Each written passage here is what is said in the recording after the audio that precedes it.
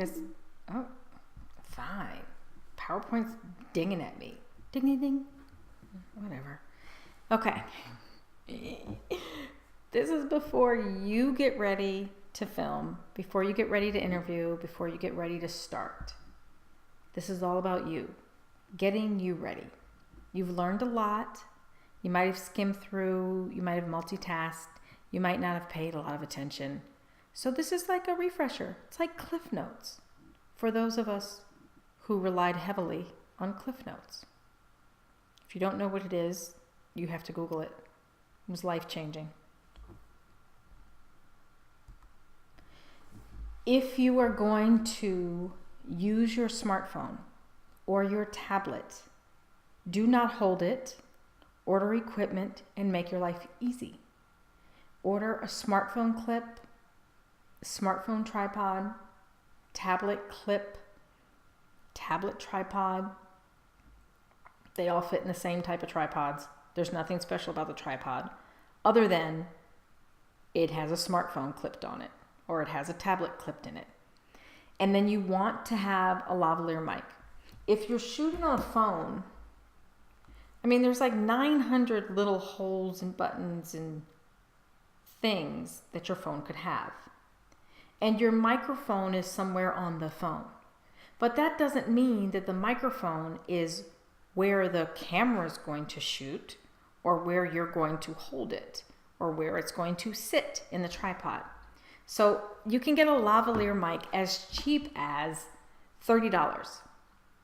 And it is such a good use of money.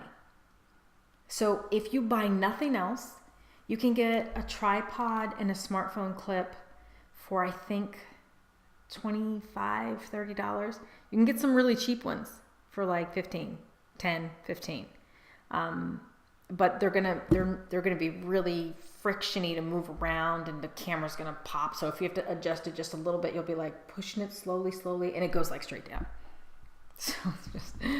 So it actually pays in this case to get a little bit better quality tripod, but you could spend probably a little bit under $50 and have all of this equipment to make your life easier. If you're going to do that ahead of time so you're not waiting on it and you're scrambling to get it before you have to meet with whoever you're meeting with to interview. Lighting. Lighting is important. If you are going to shoot at home or in someone else's house, then you want to have the sun follow you around, but watch the glare at the same time. So what's ideal is the sun is not directly coming in through the windows, but it's somewhere in the vicinity that you get a lot of great light. But you don't want it coming in the window and it's a glare behind me. So the glare is shooting into the camera, almost like a flash, but except the flash isn't coming out of the camera, it's going towards the camera. And the face is just going to be, you'll see it sometimes, but sometimes you won't. And if their head moves a certain way, then you'll see like a flicker, but then sometimes you won't. So the sun is your friend and your enemy. It's your frenemy all at the same time. Location. If you are going to their house to shoot and you have not seen their house in 20 years or you don't know what their house even looks like, then you might want to go there beforehand just to figure out where they can sit, where you can hear them, where there's enough room for two people to sit a few feet apart. So you're not sitting right on top of each other and this is their face in the camera because you can't scoot back. So you want to try and test these things before you go. If it's not possible and they're on the other side of town or you're making a special trip just to go out there, then at least make sure you get there early enough to do some sample location tests. And a location test literally is just setting the and I don't even know if this is a term. I'm making it up. When you're testing a location with your location test, then you want to make sure that you can see them and they are in frame. So right now, here's the camera. It was on the top of my computer, and this is in frame. Now, if I am sitting here, this is good. Like, the windows are kind of even. If I scoot over here, this is fine if you are actually teaching someone and you're gonna like write bullets up here. And sometimes you see people and they're like, join my Instagram sale. That's like why you might be off frame. But if I scoot to the middle, this is not in frame. Not even a little bit. This is also not good. Well, sorry, I shouldn't do that. Let's not do that. So you just want to make sure that you are taping in frame and it's even. Head's not cut off. You don't see belly rolls. You don't see this stuff you shouldn't see. Like, you got to be careful if you're sitting down. And sometimes, ladies, we don't realize it. I talk to my daughter all the time about sitting like a boy. Boys can just sit there, slouch, not pay attention. Like, you can't see the rest of my body, but I look like a boy. So you want to make sure that you're in frame. You can do this by setting your camera on a tripod and taking a photo. That's it. And you kind of figure out where you want to be. If you find something you like, then you can mark the floor with the tripod legs. So you have these three, this is a little mini mic tripod. So these are your three tripod legs. And you can literally, if this is the carpet, you put a piece of masking tape on the carpet, masking tape, and you know where the tripod needs to go. Done. It's finished. Watch out for distractions. When I say that, I mean you are talking to someone and there's a piece of artwork that is like on a bust behind them. And they sit there and they talk the whole time. And it could look like someone's putting rabbit ears behind them. So you want to look out if you have like a Velvet Jesus painting that's on the wall.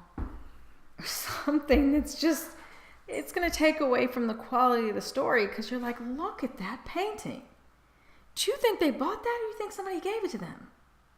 So you want to try and eliminate distractions as much as you can. There are not going to be places that have a clear wall. There are not going to be places that don't have 9,000 plants or cats or there's no way to be distraction-free 100%. Just try to do the best you can with no baseball Jesus velvet pictures behind someone's wall as they talk. So try and test a few spots. If you can go there early and test a few spots, try it and just see if you can find a location. If not, plan 20, 30 minutes early to just get there and play around. And they can continue to not be stressed or worry about you walking around taking pictures. You're not going to keep them, sell them on eBay. You just need to figure out where you can sit. Tripod. And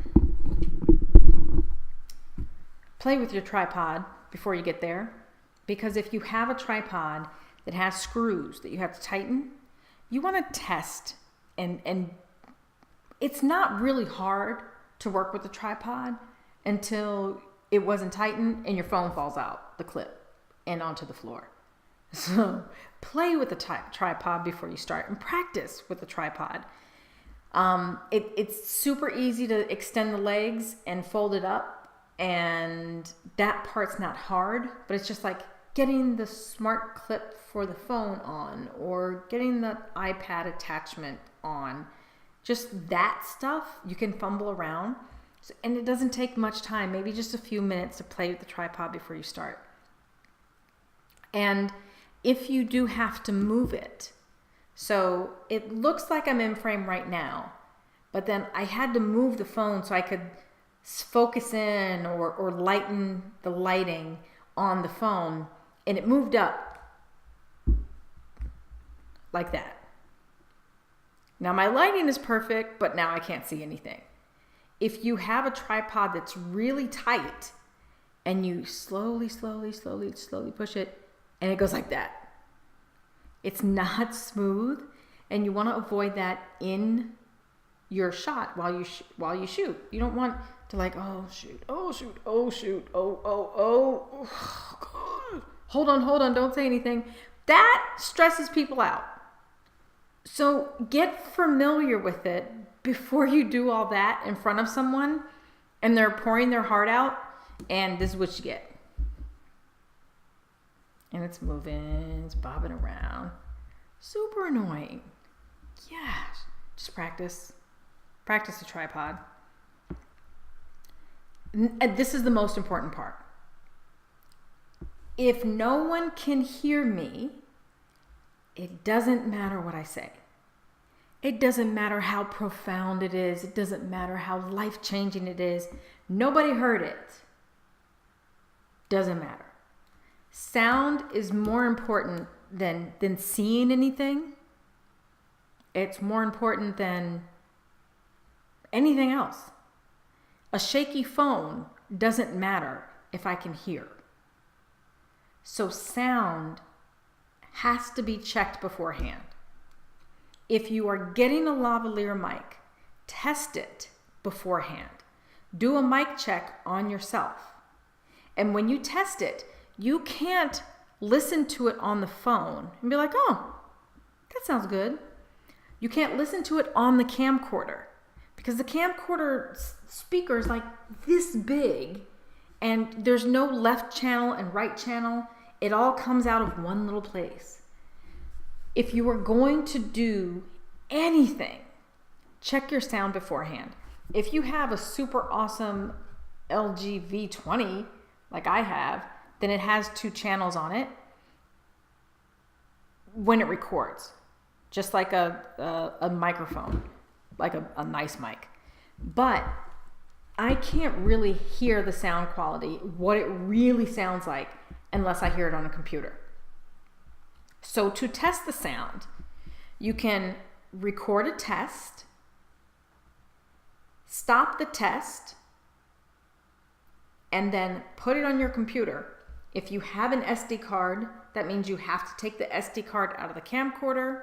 Some camcorders, you have to convert it into something that can be read, like an MP4 file or a WAV file or something. You've got to convert it, not in a WAV file, that wasn't the right thing to say, into some type of movie file that your computer can read. And you have to get it off of your camcorder and put it in your computer and play it. And I know it sounds like a pain in the butt, but you need to do this because you need to make sure the sound is okay. If you are using your smartphone and you listen to me and set up Google Photos, then you can just sync your smartphone with Google Photos. It automatically checks it, I think, a few times through the day. But if you want to hear it right now, you open Google Photos and you do the little circle that's like the refresh. Looks like a circle with arrows. I don't know, I'm sure it's called something. It's a circle with arrows. It's like the universal sign for refresh. You do that, it uploads to Google Photos. Get on your computer, go to Google Photos and listen to it. Listen to it either with headphones, so you can hear in the right and the left, or listen to it if your computer has speakers. And you literally want to put your ear to the right one and listen, and to the left one and listen, and make sure it's okay. It can be a 5-second test. You're just listening to make sure you hear it in the left and the right, and make sure it's not like... Because guess what? There are certain things you cannot fix. You cannot fix an echo. You can create an echo with reverb, but you can't get rid of an echo. It's not possible. You can't get rid of mic interference. And mic interference, I don't know if you can hear it because this is like a big mic. Mic interference is when you have a lavalier mic on and it's rubbing against a necklace, so it's like boom, boom, boom, boom, boom, boom. Or it's rubbing against my neck, so it's like... You can't get rid of that either. The other thing you cannot get rid of, and I will show you my crackling and popping videos. The first round of videos that I did when I did this, I did a wardrobe change. So I thought, you know what, I'm going to be fancy. I like all the big shots, and they have some shots and they're in a blue shirt and then they change and they're in a pink shirt and they change. So I said, I'm going to be a big dog. I'm going to change too. And all the videos that I shot after I changed, my mic must have been pinched because the entire time it was like just like crackling and popping. So annoying. But I did a mic check and then I clipped my mic to my belt because that's what the clip is for. But it's a 30-foot mic wire. So it's 30 feet of just like this little, almost like a headphone wire. And it's just like everywhere. So it's like, oh, clip it. And I didn't do a mic check. Yep. So I'm reshooting 5 videos because I didn't listen to myself. Not queen of the pat yourself on the back club. Not today. So this is why sound is important, because you don't know how many chances you're going to get to have a conversation with these people. When you have a conversation with them, it could be an amazing conversation. And you want to make sure you can hear it. And you want to make sure that there's not a lot of interference and there's not crackling and popping and sounds that are just like, oh my God, stop it. So do the mic check. It's my public service announcement for microphone checks. My mic sounds nice, check 1. I wanted to do that, but I kept telling people and they're like, what is that? Gosh, it's hard being cool, you know? I mean, I'm just kidding. Final checks. Before you go, make sure that you have room to record on your phone, on your camcorder. Most of them take, gosh, I don't want to get up and get my camcorder. Most of them take the little SD cards, and it's storage. It's an external storage. You could have stuff on there that is super old. Don't delete it. Just move it off and then delete it so you can clear out space. Because if you're recording video, and depending on how you have your camera set up or how you have your phone set up, then one video could take a gig of data on those little cards. If you're going to record, if you've got a super fancy camera and you want to record 4K, then you better have a big ass SD card, because those bad boys take up a lot of space. You don't need to record 4K. There's not many TVs that support 4K. There's not many video players that support 4K. So you don't have to have 4K. 1080p is fine, or 1280p is fine, which is the resolution. It'll say like 1080 by 720. That's fine. That's enough. And that'll be about 1/3 of the size.